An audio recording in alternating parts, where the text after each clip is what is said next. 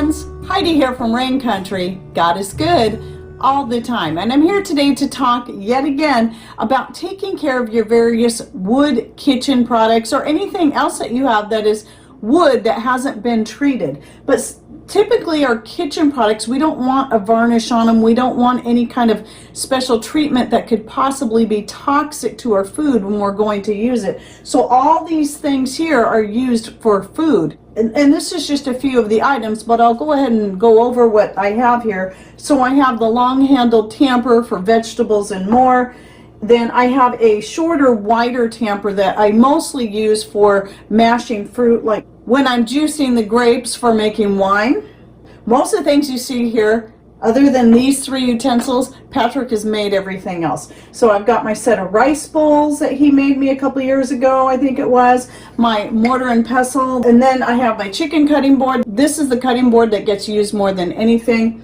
And then I have this bigger board that it could be used as a cutting board, but my main purpose of asking Patrick to make me this big board that I've shown you in other videos is so I could have this surface that would not only protect the formica as I'm destroying it, but give me a beautiful but nice clean surface to work on, especially for working pie crusts and breads. And I love this thing. So I try not to use it for a cutting board. A couple times I've forgotten, but I don't want it to get all marred up in that way. So I'm going to be doing another treatment on this in just a minute so you can see how I do it. But I want to explain a few things. So going back to the chicken cutting board, I have a couple pictures when Patrick was making a lot of cutting boards for the store. He hasn't been doing it in a while. I don't know if he'll get back into it or not, but at any rate, I took a picture of two different cutting boards, my own that I had been treating, that I treated several times. So this one, it's the darker one you'll see,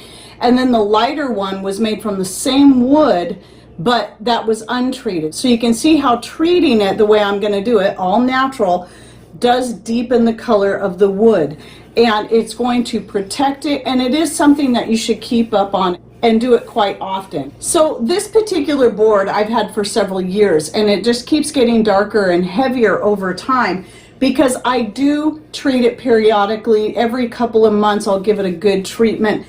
And I do particularly like to do this when we have fires going in the wood stove, so I can set any of the wood products close to the wood stove. As you can see in this photo here, the heat will help to open up the pores in your wood so the oils can be drawn deeper into the wood. But something like this big board here, I don't have a big enough place to set it where I can do that with. A couple things that some people may not think about are their knife handles. Now here's one of the steak knives. This is from the same set. I'm going to show you a picture here of one untreated that they all need to be done. This one I just did, and you can see the difference between the two in color. They've all been treated before, but it hasn't been done in a while because I don't think about doing my steak knives enough. And so anyway, that's one of the things I'll need to do. And this bread whisk here that Mary from Mary's Nest had sent me 2 or 3 years ago, and I love this thing, by the way. She sent me a set. This handle is definitely much darker than it was when I first got it. It was, I think it's probably pine, so it was a much lighter in color when I first got it. So I use that a lot, so I try to keep it well treated. So I'm going to move all this stuff out of the way, and my favorite thing to use is organic refined coconut oil. You can use unrefined. The thing I don't really particularly like about using unrefined is maybe I don't want that coconut flavor to get into all my products. However, one thing I do when I'm preparing my skin creams for my store, I do that all right here on this board because I can kill 2 birds with 1 stone. And that I do use unrefined coconut oil, but I also use an infused avocado oil. And so when I'm straining out the herbs, and I don't have any pictures to put here, but now that I have this board, I do that all here. And sometimes that oil, as I'm pouring from one receptacle to another, sometimes I'll drip a little bit on here, and that's okay. I don't mind because then I'll just rub that into my board. And when I do the same thing with the shea butter, I take out some of the shea butter, I add it to the measuring cup. I take out the coconut oil because I use unrefined coconut oil in the skin cream. I'll put that into the cup that I blend everything together in, and sometimes little bits and pieces will fall on the board. Instead of picking them all up and putting them back in the container or into the measuring cup, I'll just rub those in there. So really, there's a lot of different oils that you can use. The thing I prefer best, though, about coconut oil is that it is naturally antimicrobial, so that by putting that into your cutting boards especially, and it's going to help kill any bad germs that can get into your wood. Now, I do obviously clean these things off in between uses, and the more treated the wood is, just like this cutting board back here, the chicken cutting board, the less I have to worry about treating it every time.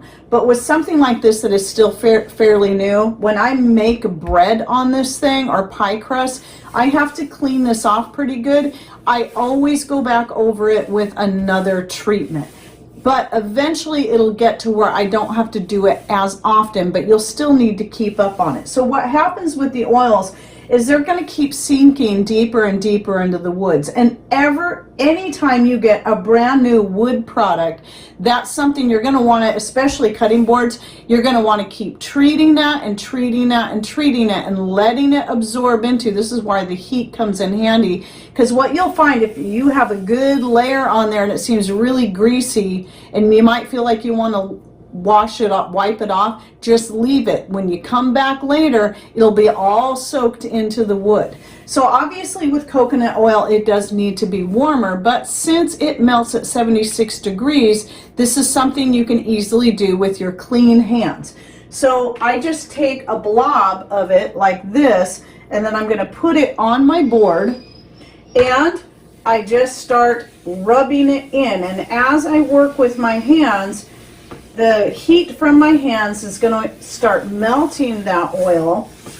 So I'll go with the grain, I'll go against the grain. I do both, so I can really work that in there. You can work in circles like this, and I just really rub that in there. And once it's fully melted and starting to absorb, make sure you get your outer edges too. So I'll do the same thing with this, is I try to make sure that I rub it around all these little edges and try to get it down in there in the eye of the chicken, and just really work that oil in there. And right now it looks pretty greasy. Looks, there's a lot of oil sitting on the surface, but I'm okay with that because I know when I come back after a while, that's all going to be absorbed into this board.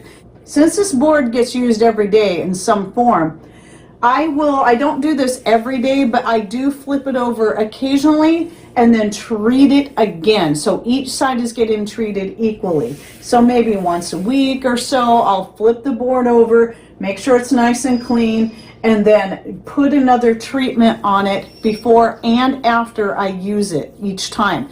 Again, eventually this will be so well treated and the oil is so well soaked into the wood, I won't have to do that as often. I won't have to do it after every single use. And obviously when I'm making skin cream and anything else with the fats like that, I don't have to treat it after use because I'm just rubbing those oils in there anyway. The same thing applies to these bowls. I just got done putting a treatment on here, but I've been doing this for so long now with these that it's just something I do every so often. I don't do it every time. When I'm washing wood products, I treat it the same way as I would cast iron. I try not to use hot water. I just try to clean it out with warm water. I avoid using soap. I just try to get it nice and clean in there and then treat it again. And they clean up beautifully because they all have a really nice coating on each one, and so that makes it very smooth. So again, just like with cast iron, when you have well treated wood products, they're going to clean up very nicely for you. So for example, this one here, it's still kind of stained on the bottom, but I don't mind. I used it for, I can't remember what it was I was using it in. I think blackberries, that's right. I was mashing blackberries to make wine, and it had stained it initially, and it was still pretty new, so it wasn't really well treated. But I'm noticing now that over time the color has eventually, I've been able to eventually get the color cleaned off of there. It's worn off over time other than just right there, which is fine. And by keeping a good treatment on there, that's going to help prevent that getting stained in the future. So anytime you're using your wood products with anything that's going to be dark and possibly stain it, make sure first you have a very good treatment on there that's going to help that coloring, be it beet juice, blackberry juice, whatever, from sinking deeper into the wood and making it harder to clean out of there.